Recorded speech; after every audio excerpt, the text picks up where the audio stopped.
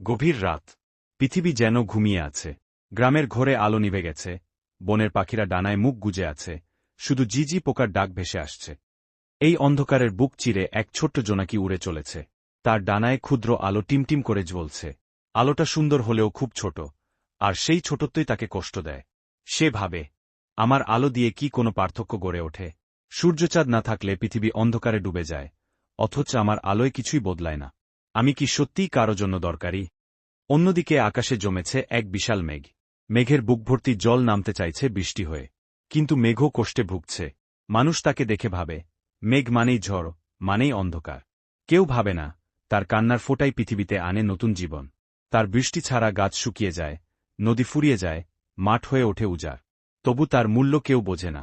এইভাবে জোনাকি আর মেঘ দুজনেই নিজেদের তুচ্ছ মনে করে ভুগছিল। কিন্তু সেদিন রাতেই ঘটল আশ্চর্য কিছু। অন্ধকার বনের ভেতর পথ হারিয়ে ফেলা একদল পিঁপড়া হঠাৎ জোনাকির আলো দেখে এগোতে শুরু করল।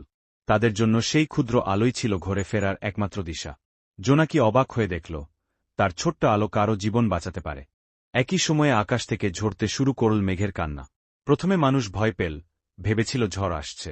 কিন্তু কিছুক্ষণের মধ্যেই বৃষ্টির ফোঁটায় ধুলোমাখা পাতা ঝকঝকে হয়ে উঠল, পুকুর ভরে উঠল জলে, কৃষকের জমিতে ফুটল নতুন সবুজ কুঁড়ি। শিশুদের হাসি, গাছের দোলা, নদীর স্রোত, সবকিছুই প্রমাণ করল যে মেঘের বৃষ্টি আসলে আশীর্বাদ। তখনই দুজনেই নতুন করে নিজেদের খুঁজে পেল। তারা বুঝল, কারও অবদানই তুচ্ছ নয়। জোনাকির ক্ষুদ্র আলো অন্ধকারে পথ দেখায়, আর মেঘের অশ্রু পৃথিবীতে বাঁচার রসদ এনে দেয়। এরপর থেকে তারা আকাশে একসাথে থাকতে লাগল।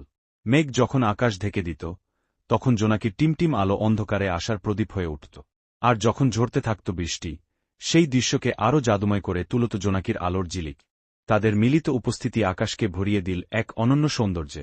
অন্ধকার আর আলো, কান্না আর হাসি, সব মিলিয়েই তৈরি হল জীবনের সত্যিকারের রূপ। মানুষ তখন বুঝল, প্রকৃতির প্রতিটি সত্তা, যত ছোটই হোক না কেন, একে অপরের সঙ্গে মিলে জীবনকে পূর্ণ করে তোলে। জোনাকি আর মেঘের এই গল্প সবার মনে গেঁথে রইল। তারা প্রমাণ করল, পৃথিবী গড়ে ওঠে না কেবল বড় শক্তিতে, বরং ছোট ছোট অবদান মিলে তৈরি হয় সবচেয়ে বড় সৌন্দর্য। এই গল্প থেকে আমরা এটা শিখতে পারি যে, আমরা প্রায়ই নিজেদের গুরুত্ব কম ভেবে দুঃখ পাই।